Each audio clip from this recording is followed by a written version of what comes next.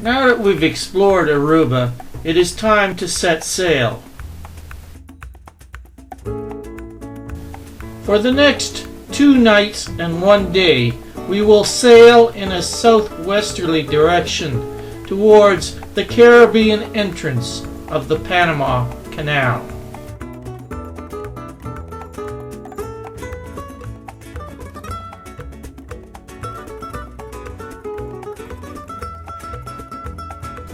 Where we will come to our first set of locks, the 3-step lock at Gatan. The Gatan locks, through a series of 3 chambers, will lift our ship from sea level on the Caribbean Sea up to the level of Gatan Lake, which is located 85 feet above sea level.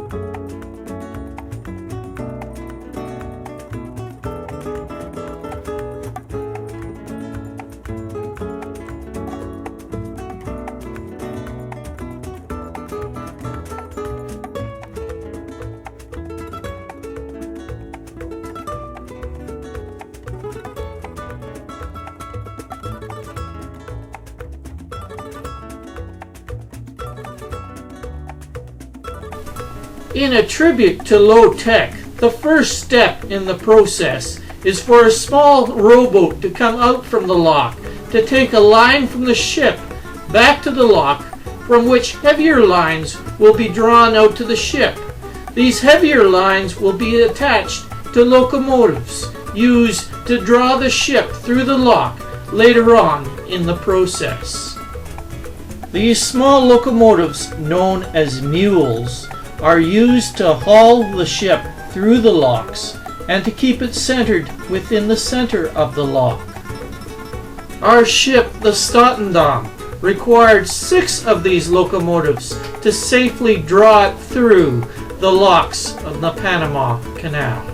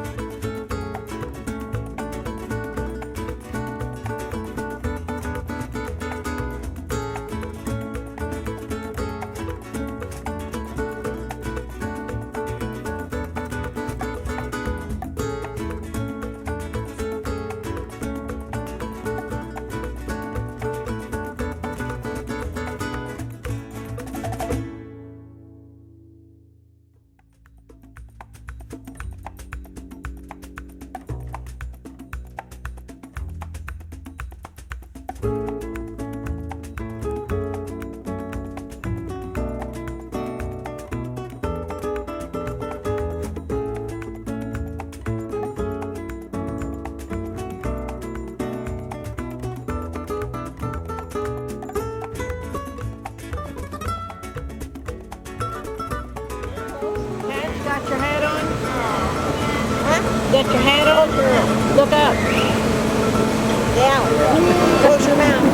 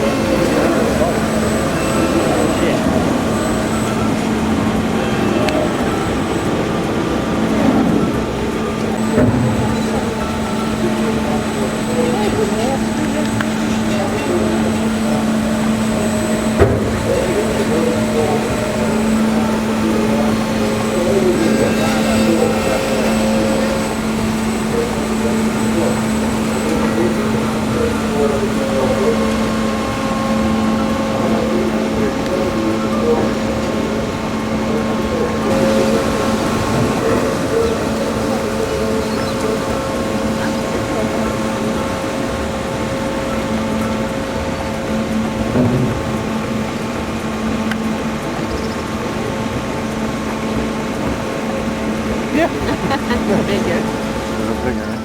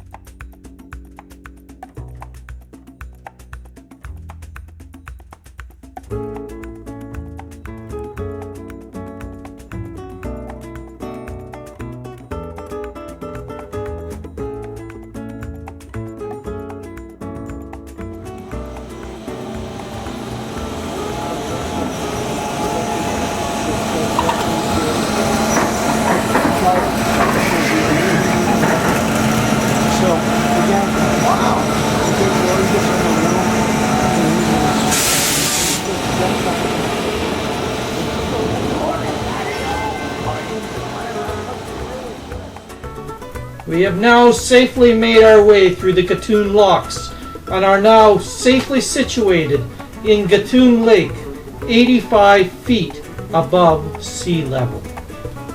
To provide a perpetual supply of water to operate the locks, an earthen dam was built across the Charges River, causing flooding and creating Gatun Lake, one of the world's largest artificial lakes. At 23.5 miles long, Gatun Lake takes up more than half the distance covered by the Panama Canal.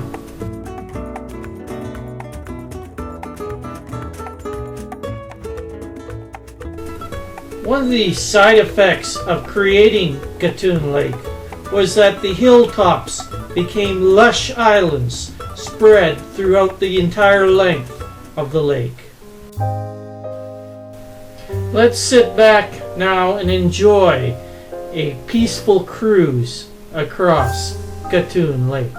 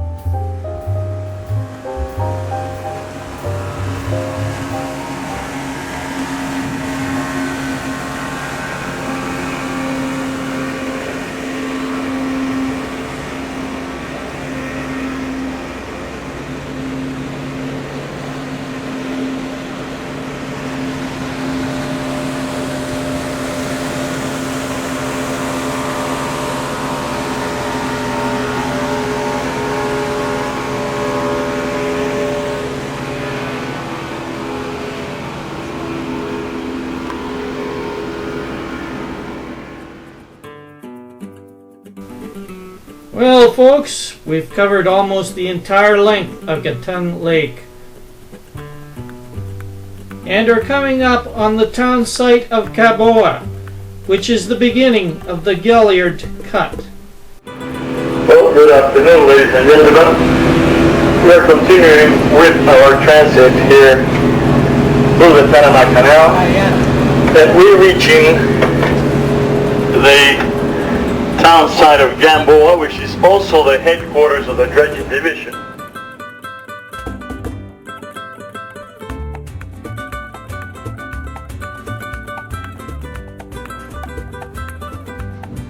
Cut as it is now, close to 900 feet wide. You can just imagine what it must have looked like when it was first built. It was only 300 feet wide, about 1/3 of what we have now. At that time, ships were very small, so they had no problem transiting through. Also, there were very few ships transiting through the canal. At the present time, we have an average of about 38 ships going through every 24 hours.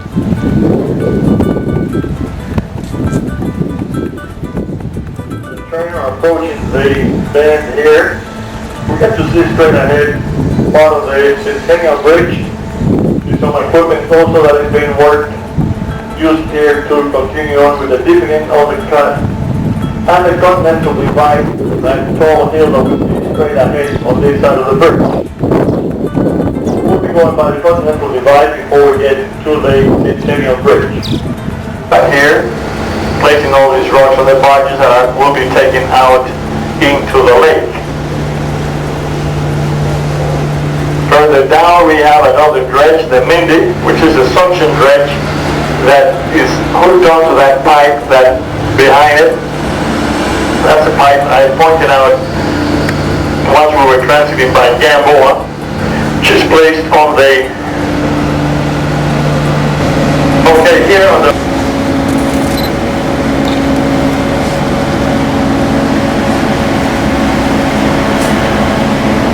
crocodile is just on the back, that color, gray color there, between those black plastic bags that plastics that we see there, just by the stern of the vessel now.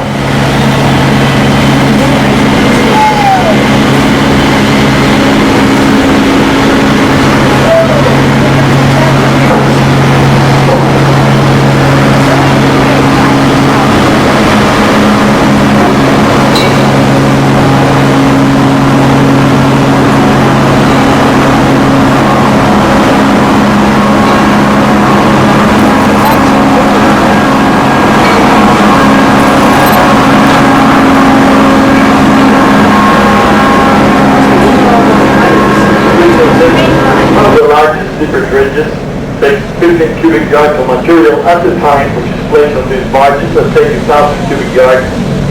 And that's part of the improvement program. All this area has already been blasted up, and they just continue on digging it to be left at the required depth. There'll be a boat approaching our ship, bringing the line handlers crew that will assist through the locomotives here at Pedro Miguel and Miraflores locks. On this side here, the Pacific side, we have two sets of locks, and the crew will stay on board for the entire transit across those two sets. In front of us we have the Centennial Bridge, built by the Bill Finger Burger Company, German company, completed in 2004, and that's where we have the name Centennial. 100 years after the canal first started to be built. A little over a mile long, and it's 201 feet above the water level.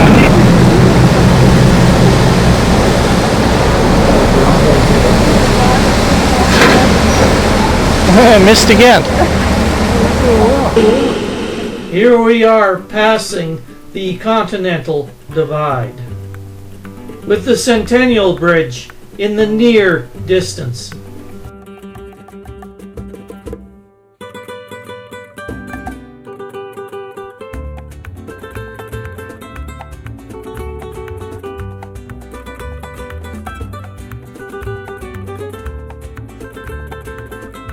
We are now approaching and about to go under the bridge known as the Centennial Bridge.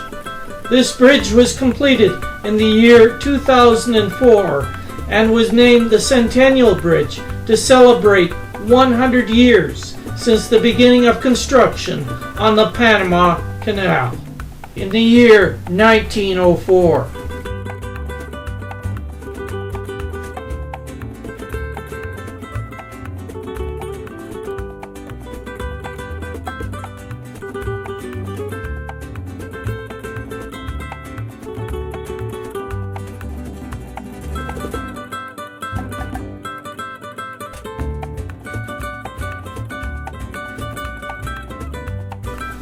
Just after the Centennial Bridge, we come on to our next set of locks, the Pedro Miguel locks. The Pedro Miguel locks lower our ship down to the level of Miraflores Lake.